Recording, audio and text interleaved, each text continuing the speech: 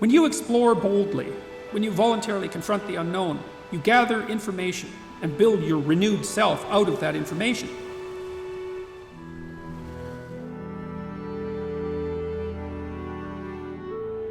Have you ever wanted to visit a foreign country? Perhaps you already have. It can be extremely shocking to find yourself immersed in another culture. This documentary was designed to share the experience of our friend Daniel, who participated in a Chinese television show centered around taking care of panda bears. Through hard work, dedication, and an open heart, Daniel was able to overcome the cultural barriers and receive a finalist position in his program, gaining him the title of Panda Caretaker. We hope this documentary will shine a light of relevance in the year of 2021 as world tensions increase, and hopefully you'll learn something about panda bears and cultural experiences along the way. Please enjoy this adventure and remember to never give up on the journey you want to create for yourself. That's right, I got a panda of my own, and his name's Jeff. My name is Daniel. I'm 25 years old. Today we're gonna tackle some of my past experience in China. Pandas make a variety of sounds. In fact, they told us that there's 20 sounds they make. Most notable, they squeak and squeal, and it sounds something like it's super adorable and cute, and they actually also, they can bleat like a sheep or a goat, and that means they're really happy. They kind of laugh. They go. I just looked at these things and said to myself, whoa, this is cool. It's something different. It's neat. Over there, we would call the pandas, we'd say, if they're big and fluffy, we'd call them BFP, which means big fluffy panda. And if they were LFP, you can only guess what that would mean, little fluffy panda. One phrase that was commonly said over there was, wo ai da shu mao, which means I love the panda. One day I asked one of my friends over there, how would I say I love the fluffy panda? She told me to say that you need to say, wo ai marorong de da shu mao, and that means I love the fluffy panda. I was not used to having so many people, turn their head and glance at you because you look different. The way they treated me as a guest was so welcoming. It was really difficult for me to start talking about this, and that's probably why this is only coming out as of now. And I meet people here in the US, and it's not something that I just tell them really ever. Having this opportunity to share my story, it really means a lot to me, because I try and remain extremely humble about this experience, because I fully understand that not everyone gets this opportunity. So it's not something that I go spouting to the world. I kind of keep it to myself, because it was my own little adventure. It really changed my perspective on the world and how I view other countries, not only China, but if I ever visit Europe one day, it's gonna kind of allow me to keep an open mind.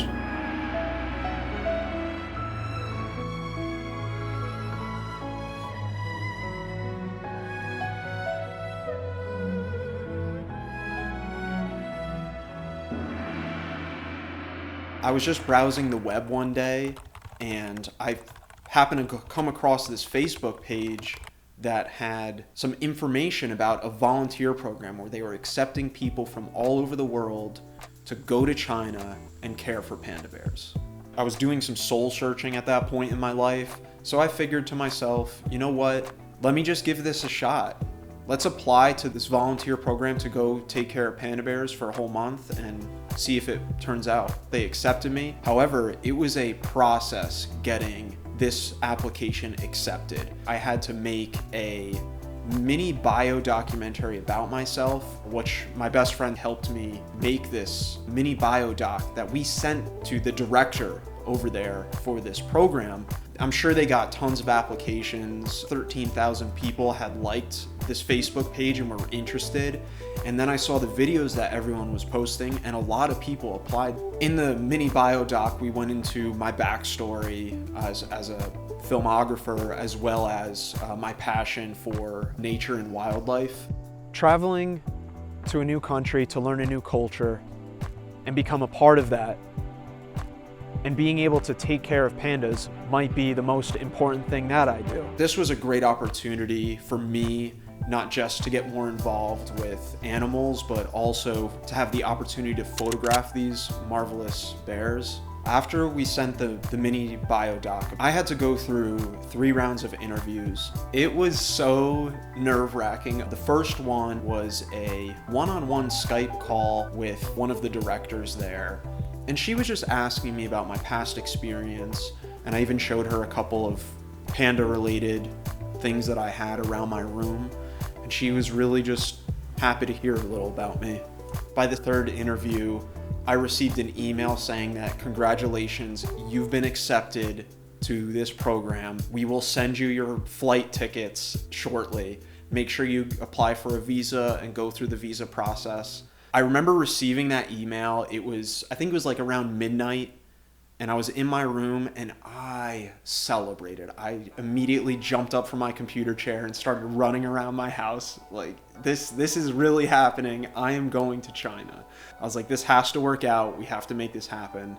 After they emailed me my flight information, I had to go and apply for a Chinese visa. What that meant for me at the time living in central New York, I had to drive down to the Chinese consulate in New York City.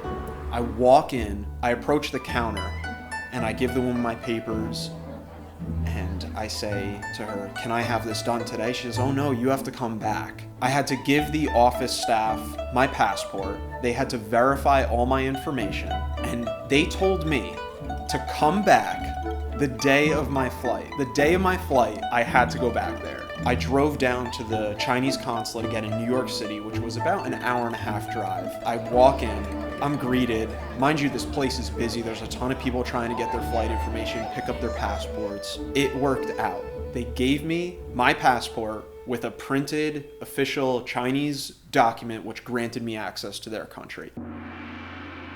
During these flights, I think it was 5 flights there and 6 back. My first flight went smooth. I made it to an airport that was in like Pennsylvania prior to going to Detroit, Michigan. But it was icy. There was a lot of snow. We almost had a layover. They almost canceled the flight, but they didn't. I was so nervous at that point. Finally, they cleared the flight. I remember the plane landed and I rushed off. I thought I forgot my wallet. My next flight is leaving in like a minute. And as the plane landed, I was like, there's no way I'm gonna make this flight. It's over. I'm not gonna be able to get on my second flight. So I'm sprinting through Detroit's airport, which has 2 giant hubs and a long thing that goes underneath the takeoff lane. I remember I got a phone call from my dad. He was tracking all my flights and he knew I was going through this. He told me that he managed to contact somebody high up in the airline management, and they managed to hold the flight for me. He says, Dan, they said they'll give you 5 minutes, and if you're not there, the plane's going. I never ran so fast in my life. I had my suitcase by my side. I had my backpack on. You know how they have those things in airports where it's a lane and there's like a pulley on it and you can stand on them and they take you? Well, I was running on those. I was sprinting as fast as I could on any one of those I could find. I probably ran through 7 of those. Mind you, my bag ripped, part of my camera gear fell out. I get to the gate at the other side and I hear this woman on the phone. She's a flight attendant there. And she's saying, yeah, I don't know why they're not letting us close the door yet, but we're not. And I said, is this the flight to LAX? They're like, yeah. And I said, did I make it? Can I board? She's like, yes. I collapsed on the ground there for a brief moment. And I laid there and looked at the ceiling of that airport. I get handed my ticket. She checks me in. I get on this plane and there are 2 rows on the side and 1 in the middle. And the entire plane was packed. And all the whispers on this plane were like, why haven't we left yet? Why haven't we left yet? Meanwhile, in my mind, I'm thinking to myself, God bless my father. He called and somehow managed to get these people to hold the flight for me. That part was the biggest hurdle to get over during the flight process on the way there. The giant panda research base of Chengdu actually is the largest panda base in the world. They housed it was a couple hundred at the very least, panda bears aging from babies all the way up to subadult pandas to fully grown adult pandas. This research base would sometimes see a volume of 100,000+ people in a day. While we were there, the most busy day they told us was 80-something thousand people came through this park in a day just to see the pandas. So they really do love them over there.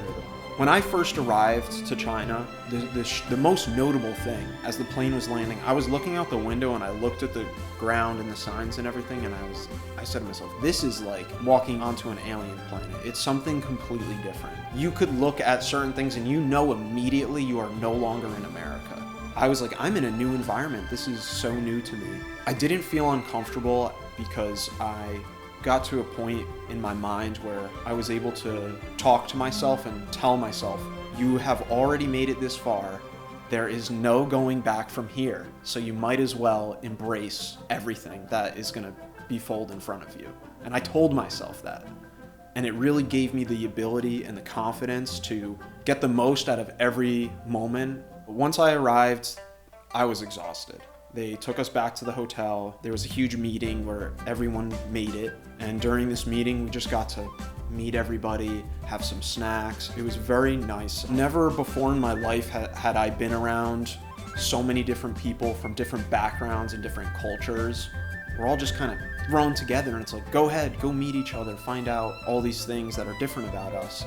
And it was nice because we found out that a lot of us have a lot of similar interests. There was plenty of, cultural differences among the groups that were notable, but it was never anything that became an issue.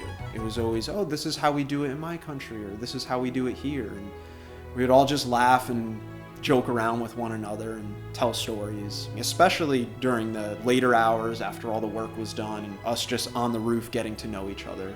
Not only was this a volunteer program, but it was also a reality TV show. Not only were we there to learn about pandas, care for them, and help assist in the work and the daily activities that went on with caring for these animals, but they also were there to film this entire adventure so that way the world could also experience what it's like to be a panda keeper. I have no doubt that during my stay over there, all close to 30 of us worked extremely hard. Not only were we really good friends, but there was also a little bit of competition going on between us as individuals and also the teams that they had eventually separated us into. A lot of these challenges that they had for us were anything from cleaning the panda enclosures to the knowledge about the pandas themselves in these written style exams and tests. Quite honestly, I definitely learned a lot about these panda bears while I was over there. These bears, they can become extraordinarily heavy. The females, when they start to reach their adult lives, they're around like 200+, and the males get even heavier than that. They eat 30 to 50 pounds of bamboo a day. They spend 90% of their day eating and sleeping, and the other 10% probably playing a little bit. So they taught us a lot about their routine over there, what's best for them, how China has managed to have these bears in enclosures so successfully to keep them comfortable, keep them feeling as though they are still out and about in nature, because it's difficult when keeping animals in a confined space. Over there, they did a really good job of giving them massive enclosures for them to play in. During nighttime, they do have to come in and, they sleep inside in these smaller enclosures, but they were always comfortable, they were well fed. One of the biggest things too is over there, what they do to keep the bears interested in their environment is they promote foraging.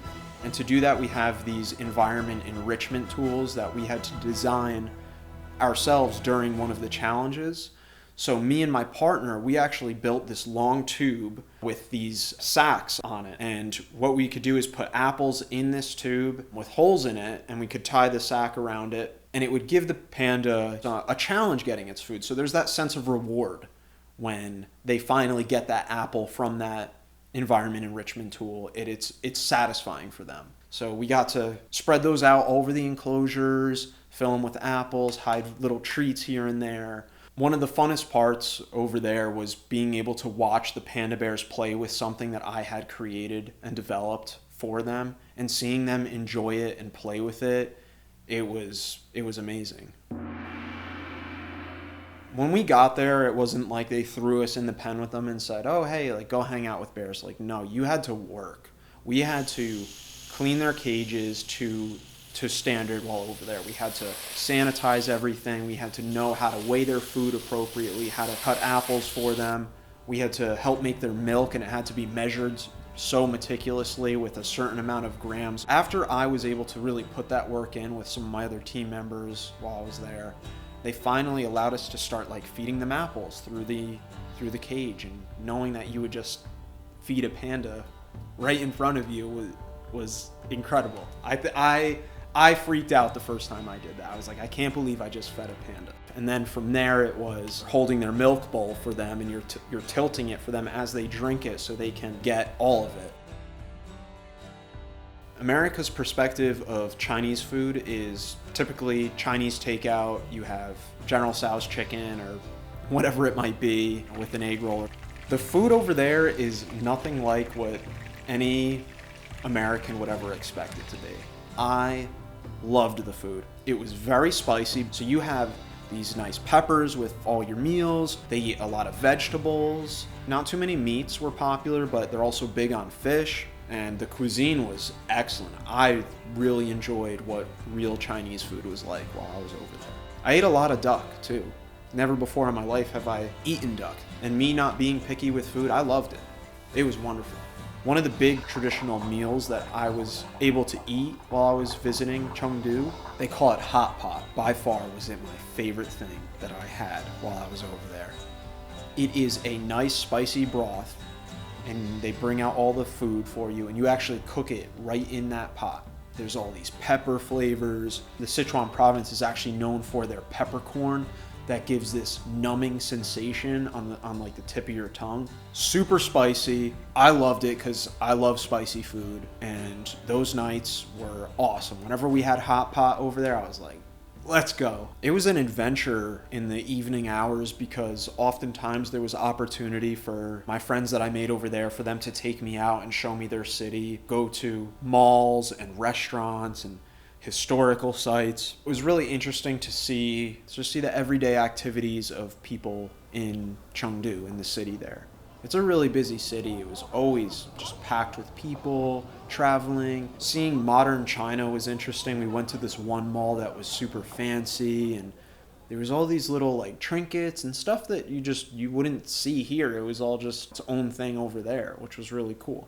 My friend over there, Caesar, he actually took me to this novelty section of the mall in China, and it was like a really nice bookstore. It was almost like a Barnes & Noble. It was interesting because there was all these little gadgets, these little pens, and nice small things like bookmarks and stuff like that. It was a real probably touristy area, but it was nice to see the differences from what we have here to over there. Something that kind of stood out was after Caesar took me back to his house, because he lived in the city of Chengdu, and I was able to stay with him after this adventure, this whole TV program. I was able to stay with him for 2 days, and while I was there, he showed me his stamp collection.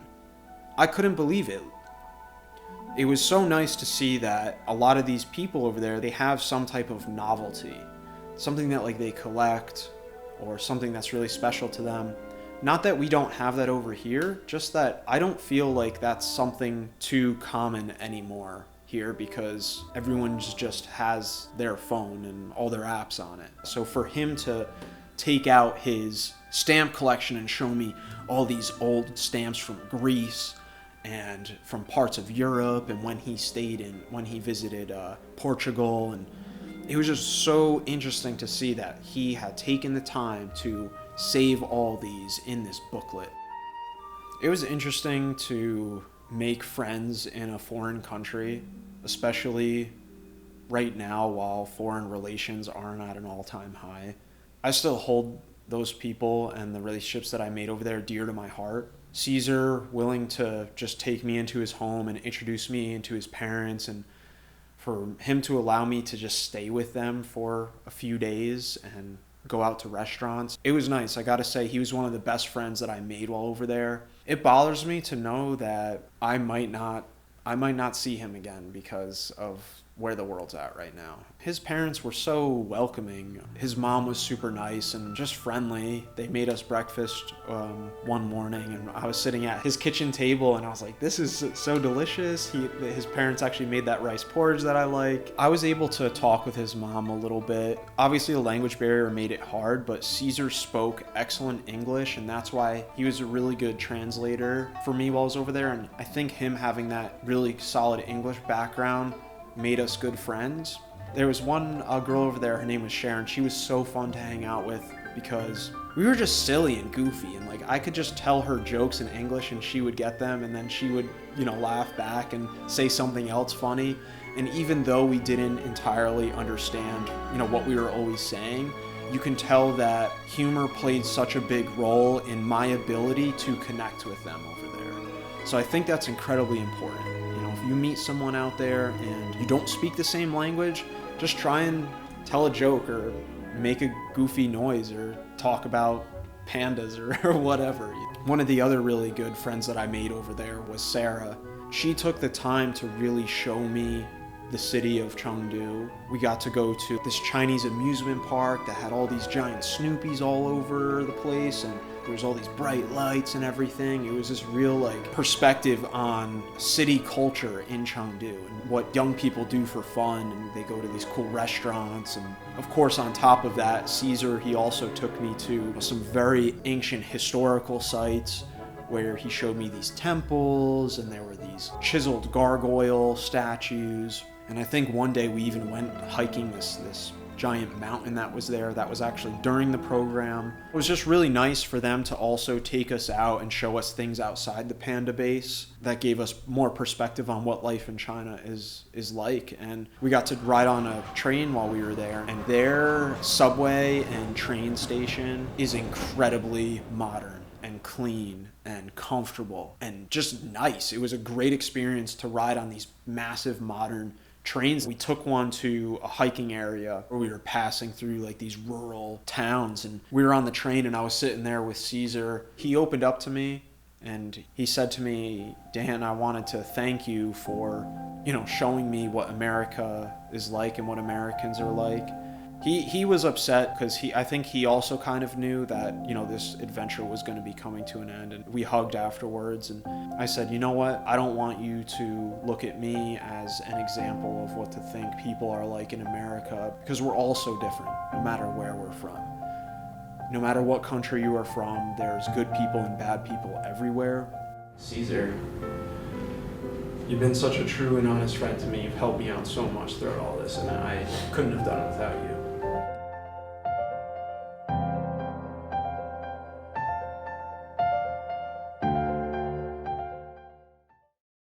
There's definitely some cultural differences between myself personally and some of the people that I met over there and some of the people I interacted with. One time I was joking around with Caesar, and I said to him, you guys tend to bump into each other a lot in these crowds, and people are just kind of in this daze. And he goes, oh yeah, everyone just kind of goes wherever and does whatever. And I said, yeah, it's not like that here in America. Everyone's so concerned about space here, and this is my box, stay out of it type deal. But over there, it was something I had to get used to, especially as a foreigner, because I was smack dab in central China, and people like me don't go there very often.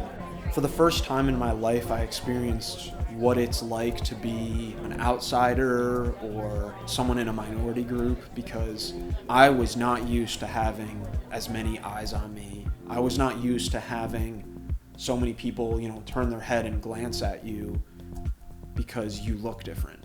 And it was not necessarily a bad feeling, and nor was it a good feeling. It was just something that I had not experienced before, so it was a little bit of a shock to me when, again, people would just come up to you and say, hey, I want to take a picture with you. Sometimes over there in certain places, they think you're like a celebrity, which was very odd. But I guess it really does make sense when you have so many people living in one area, and then you walk through and you clearly look different, for them to say, oh wow, like, this is interesting. This doesn't happen every day. We were on our way to one of the museums, and this woman walks up to me and she sees me. She says, oh, can I take your picture with my class? She took this picture of me with just what was a class of Chinese students. One time I gathered like a pretty decent group, and I had this skeletal piece. It was just a model, and I was explaining to people there on the panda base how the pandas use this pseudo thumb, which is this little pad on their area. They almost use it like a thumb, so that way they could hold and grab onto things, because they do have 5 claws. You could think of it like this part of your hand, and they actually use this part to grip around bamboo, and that's how they grab it, and they bite on it. Sometimes they break it on their head too, which is really funny to watch. One of the most difficult challenges I had over there was we had to know how to tell them apart by name. Now me, as an American, I look at some of these names and I think they all sound pretty similar, but that is not the case for them over there, because they can really pick up on if the sound goes up or down or how it's said. When naming them during this test, I struggled. I could figure out the physical trait difference, right? I could really see these notable differences in their face and their eye markings, their nose especially. But when it came to the test and they gave us the list of all these names, I struggled with putting the right name near the right panda. That was one of the biggest obstacles I had to overcome, and really study the names, study how they're said, take note of the spelling. So the Chengdu Giant Research Base of Panda Breeding is about keeping their numbers up.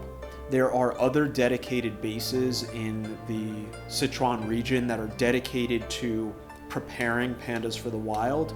These are a different style of base that have much larger enclosures, have little to no contact with humans, and are also focused around the breeding a little bit, but it's more of like a natural type of breeding, and they want to eventually take these younger pandas, get them ready for the wild, and if they pass all the tests, they are then released. So for these young pandas to be able to return back to the wild, they actually have to pass a few different tests.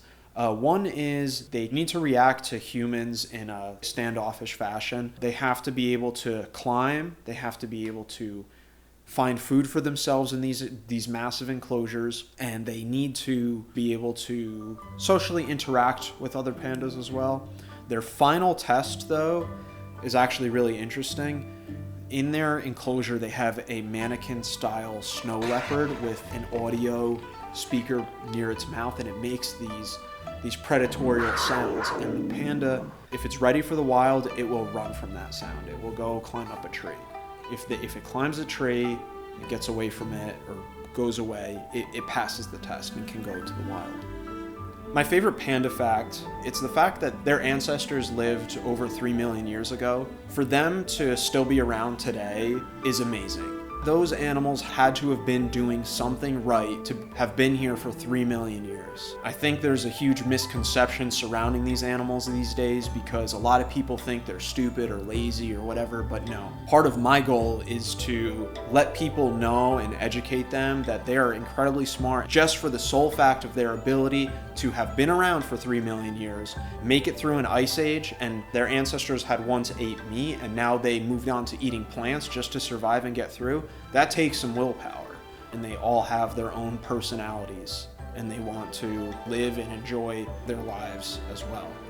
While I was there, I got to meet a panda trainer, and he's the one who helps with getting these pandas to perform cooperative activities for the health staff to take a blood sample or help put the eye drops in to stop with the eye mite issue that sometimes they have. These pandas can be incredibly cooperative if you have the right people in front of them, training them, encouraging them, and it's all to benefit them. One of the cool things was watching them climb trees, because they are excellent climbers. These bears can climb trees and maneuver themselves upside down, frontwards, backwards, a whole bunch of different ways. Watching them climb was incredible.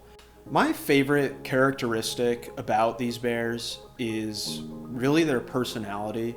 because if you watch them long enough, you will notice differences between them, and it shines through immensely. Some are just so energetic. They run so funny. I just love watching them move around in their enclosures and do like somersaults is one of their most notable things. They do like to roll around. I think pandas are they're definitely more solitary animals. They live in solitude and independency. They kind of just do their own thing. What's great about the panda base there, the Chengdu research base of giant panda breeding, is that during a young age, they kind of get them socialized with one another, and then as they get older, they break them up into their own independent enclosures. I was blessed to have the opportunity to photograph these panda bears. It was difficult to balance the photo taking time with the work time, but anytime I was able to sneak in a couple photos here and there was wonderful. I was able to get many different shots of them in groups. There's one photo I managed to capture, which was like a head-on. The panda was almost looking directly through the lens, and that was by far, I think, one of my favorite shots. And we also got to photograph them while they were eating. They were eating these moon cakes that we actually made for them. They brought us to the panda culinary. Really what it was is in these panda cakes, there's oats, milk, eggs for protein, a little honey for flavor. Then we went and dropped them off at all the enclosures around the base. Fortunately, during the time that I spent over there, it was actually the Chinese New Year season. We had that nice room at the top of the hotel on the roof that was filled with all these games we could play, TV to watch. So we celebrated Chinese New Year in that room, and I remember watching the TV thinking to myself, my goodness, I would never see anything like this in America. It was just totally different. It was, their festival, it was their New Year. And the fact that I got to see that, even from a visual perspective on a screen, it was so cool. I think Jackie Chan was on there. There were all these streamers going on, and they had the dragons and the floats, and it was culture shock. There were times over there where I just looked at these things and said to myself, whoa, this is cool. It's something different. It's neat. Sometimes I feel like people are just so focused on the here and now and what's in front of them that they fail to think about all the opportunities that are just out there in the rest of the world and places to go and to travel to one day and even read about. Everyone's just so focused on what's like right in front of them. And sometimes that's a good thing, but other times I feel if you do that too much, you might miss out. The world would be a better place if more people kind of went out of their comfort zone and they went and tried to experience new things to get some more perspective on life and the world and their place in the universe, really. If I was ever given the opportunity again to care for pandas or care for a panda, I'd probably name the panda like something pretty cliche, like Hope. It's not that all cliche for me, given my experience and just how much hope that adventure gave to me as far as my hope for the rest of the world and what we can do as a team to make things right for everybody, to help one another, to help build a strong community and kind of do away with any type of violence or inability to connect. I think a lot of it, for me at least, is about connection and having a connection with each other. What I really liked over there was that most meals you have a warm beverage. You had like either it was a tea or this warm milk or something nice. It was just really cozy. I think that's why I drink more tea. For the most part, human beings, regardless of where you're from, mostly stick to a schedule, should stick to a schedule. Over there, when it was work time, it was work time. When it was lunchtime, it was lunchtime. When it was playtime, it was playtime. I think over there, what really stood out was you do work together as a community more over there. That's just their culture. That's how it is. For us, one day, I went in their kitchen and I helped work. It was fun. I enjoyed it. We had these giant cutting blocks and we were making dumplings for everybody. My director over there, who coordinated this whole event, the whole show, all the filming, probably all the editing of this TV show, he was awesome. Abraham had so many down-to-earth conversations with me. He spoke Chinese, Japanese, and English. He gave me so much insight, not only as a filmmaker or as a director, but just as a down-to-earth human being. There were times where I just got to hang out with him one-on-one and just talk about stuff, and he was actually interested in me just being from America and living a different life, and I was telling him about how I hike a lot and how he does that, so we were able to connect on that. Oh, and then I was even telling Abraham about my motorcycle, and he said to me, that's not something, we're allowed to have over here. There's just like these little subtle differences that it's so fun to talk about when you're having the right conversation. If there's something that I could tell you about my experience in China, it would be to move forward with an open mind. When you find yourself in a new experience, don't worry so much. Don't be as resistant to it. Just go for it. Go be a part of whatever it is and make the most out of it while you're there. I still struggle with the thought that I might not see my friends over there again. We can keep in touch virtually, but I struggle with the idea that I might not see them again just due to the current state of the world in 2020 right now, where relations between all the countries, and a lot of them are just not in the best state, I guess you could say. It's difficult knowing that, and I guess I've kind of accepted that. I'm at this point in my life right now where I thought the panda keeping was going to be great and I'll come back to the US and maybe try and find a job doing that. But I'm at the point now where I'm still involved in my career in film, trying to grow my business and help make the world a better place, focus on self-development, motivation, and truth-seeking. And I know that if I focus on those things, that the right day will come where I can reconnect with what the adventure meant for me, and I hope to one day be able to give back to the Panda Bears in some way. I would like to give them some funds to help continue their conservation. Currently, right now in China, they are rebuilding these forests to reconnect the zones where these pandas live in the wild. This way, it promotes genetic diversity instead of having these populations cut off from one another. Panda bears at one point a couple years ago, they were considered endangered, but due to the efforts of China today and releasing more back into the wild, they are now off the endangered list. Now, that doesn't mean that our job is over because they are still considered vulnerable. Getting them off the vulnerable list will allow them to all return to the wild, where they can be appreciated from afar and not have to be constantly looked over. That's where they belong, is back in the wild. There was some few gifts that my friends gave me over there. Caesar had my back all the time. He gave me postcards. He gave me a nice book from China that I have with me here. Sarah gave me this nice necklace piece, this shamrock 4-leaf clover that I love dearly, along with a nice bookmark that has these wooden carvings of pandas on it. It's just all these little things that to me are just priceless. They help me remember my experience while I was over there. Finally, after being back in the States for a while, I was with my friends, and a very, very good tattoo artist had someone cancel on him, which I don't know why anyone would cancel on him. He does beautiful tattoo pieces. I immediately emailed him and said, I want to do a panda. Would you be interested in having me come to the shop tomorrow? He emailed me back, yes, come by. I'm scheduling you. I meet with him. I show him the photo. I say, I want to do this photo. He took his time with it. We had some good conversation. While he did the entire tattoo, I didn't look at it once. I waited till the very end, and he says, go look at this in the mirror. I got so choked up over how nice of a job he did with the detail in the eyes, in the ears, in the nose. It was just so cool to see that. I can now carry a part of that experience with me wherever I go. The panda that I got tattooed on me, his name is Meng Lan, and Meng Lan was grown as a baby from the giant research base of panda breeding in Chengdu.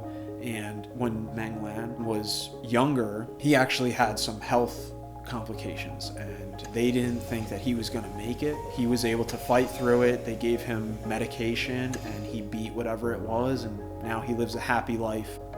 Something that really stood out to me during my stay in China was their hospitality. The way they treated me as a guest was so welcoming. It was almost scary to just how much that was while I was over there. And it made me realize that sometimes back here in America, people aren't as hospitable as maybe they could be. After finally making it through this entire process where I think the group kind of dwindled down, they sent 2 more people home, and I managed to make it through a lot of these rounds of work, and I was super thankful for that opportunity, for them recognizing the hard work that I was putting in and saying, we want you to continue to stay. And there were 3 finalists. I was fortunately one of them, along with 2 other wonderful friends that I made over there, Jess and Sunny. They took the 3 finalists over to a panda enclosure, and they took us inside, and there were these baby pandas kind of scattered throughout the enclosure. Some of them were in trees, and it didn't take very long for them to notice us in there.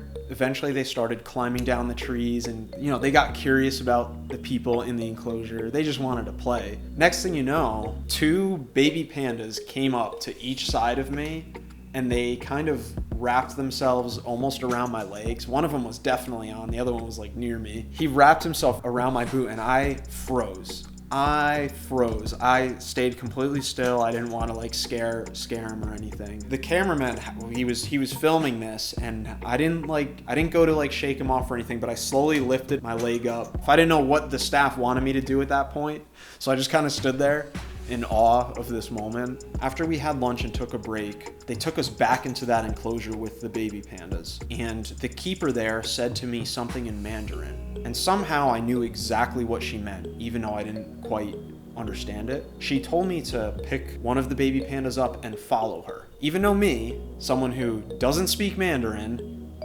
somehow I knew that that's what she said to me. So I went and I picked up one of the baby pandas, and at that moment it was like, I'm holding one of these things. This is why I came.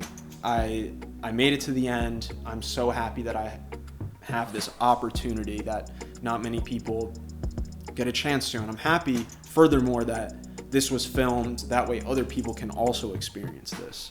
I'm holding this bear, and she's like still saying things in Mandarin, and I'm like trying to pick up on what she's saying, but she wanted me to follow her, so I followed her out of the enclosure and brought the baby panda back to its mother, which was in one of the enclosures on the inside, because this was the nursery area for them. I walk into this other indoor enclosure, I put the panda down, she closes the door, and then the baby actually can fit through the inner enclosure to get back to its mother. It was reunited once more. After being a finalist in this and them thanking me for all my hard work, they gave me a beautiful honorary credential certificate that says you have the skills and what it takes to be a panda keeper.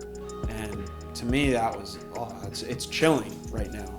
It was at that moment when I knew that all my hard work finally paid off and that I made it through this. The other super wonderful thing, which they didn't have to do, but they did for me, was they gave me an official panda passport to have access to enter the giant panda research base of panda breeding, as well as its other constituents. It's free access for life. It has my official photo on it. I have my own number there. And all I have to do is show them this panda passport, they stamp it, and they say, welcome, like, come on in. If I ever want to go back to China, I have been granted access from the state to come into these panda bases and just look around and say hi to any of my old mentors that were there. One of the gentlemen that was there, he was so awesome, and I could tell that this guy worked hard. His name was Mr. Yan, and he showed me all these different techniques with carrying bamboo and how to set it up in these enclosures right. It was cool because he didn't speak a lick of English, and I didn't speak a lick of Mandarin, but he still showed me how to do the job right. And that was cool. I made it a point to go back and get a picture with him because of how much I respected his hard work, his willingness to take the time to show me how to do things right there. That was definitely one of the most notable parts of my journey. These marvelous panda bears really mean a lot to me. And the reason for that is because I think that they embody innocence in some way. There's this playfulness to them, but they're also fierce. So you have this really good balance between them. I mean, they are the black and white, the yin and yang, this really interesting balance that we have. And I feel as though sometimes that innocence gets lost in this world because of how chaotic it can be. Knowing that there's something out there that exists only here on Earth, I don't think it should be overlooked. Sometimes I felt when I was over there that I had to maintain what it is to be an American and be as polite as I can be forthcoming with people, be honest, talk to people, be friendly, common decency. That was something that I made sure that I held myself to a high standard as a representative of the United States. Because this is my country, I love where I'm from. Obviously, everyone has their biases, but I am truly proud not only to be an American, but to have also had the opportunity to be an American in another country. I'm happy to represent the United States wherever I go. I remember the day that I was getting ready to leave from my adventure over there. I was at Caesar's house. I just finished packing my suitcase, and him and Sarah, they took me over to the airport. It was a strange feeling, kind of just sitting there, even when the time hasn't come yet. We haven't parted ways. I remember they called my flight number, and Caesar and Sarah walked me over to my gate, and then it was a very bittersweet goodbye, because I was able to just, I hugged them both dearly, and we all just kind of held each other for a minute, and I said, we'll be in touch. At that point, I didn't know if I would ever see them again, so it was very hard for me, and it didn't even hit me until after I walked through the gate and I waved goodbye after we hugged and whatnot, until I got in the room afterwards, where I definitely broke down a little bit. I felt it, and it was a hard moment for me to accept that I might not ever come back. It's difficult because it's I don't really get upset over it, because it was just such a good time over there. I'm so thankful that I had that opportunity, that I made these friendships with these people, and we still stay in contact with one another. I still talk to him on social media, and we can still video call every once in a while, but lately it's become increasingly harder to do that because of work and busyness. One day I really ultimately hope that our paths will cross again. Caesar actually wrote a postcard to me and said, I know I'm going to come and visit you in New York one day, and we'll be able to meet again. So that was nice. I'm trying to stay as hopeful as I can. Granted, it's 2020 and tensions are high in the world. I don't think any flights are going on back and forth right now from here to there, so it's not happening anytime soon. But I hope it does one day.